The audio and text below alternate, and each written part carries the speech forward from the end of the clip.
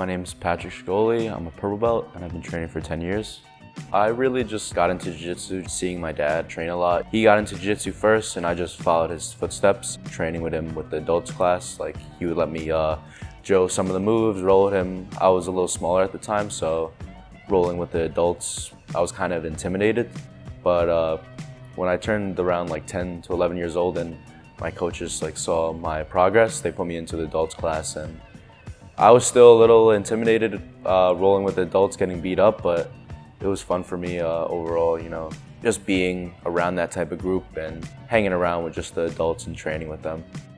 During quarantine, I didn't really have a choice to do anything outside of my house. Just training twice, 3 times a day, waking up, train, go to sleep, wake up, train again, It just really stuck to me and motivated myself and inspired me to take it professionally and think of it as a career. I was still young at the time. I was 13, 14, but quarantine inspiring my media, Tap BJJ Media, my tournament, starting my little small tournament in a 10 by 10 room with a bunch of my buddies to now live streaming on these big events like Enigma, at my 10 Planet school.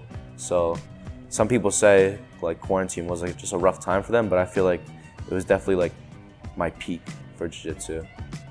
For me, I love it. It's funny to me.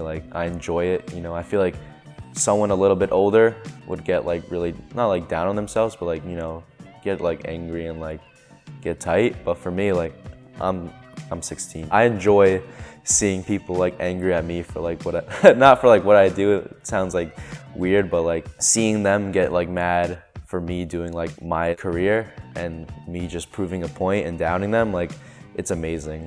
I love it. But for me, I just messing around with the adults, I'll time to time comment I'm just better than you, or just talking shit, but they're talking crap to a kid and I'm just laughing at it. In their point of view, they're the kid in this scenario. EBI 20, the absolutes against David Vieira. I got a hold of the heel hook, applied the pressure correctly, perfect breaking mechanics, not a specific break or a bad break, but pops in the knee, pops in the ankle. But people don't get that the guy I fought went hiking the next day and made articles saying about how he was fine. They did an article on the EBI absolutes and I was completely fine after. So I'm not one to be posting my story, posting anywhere oh guys, please stop the hate, he's fine, we've talked about this.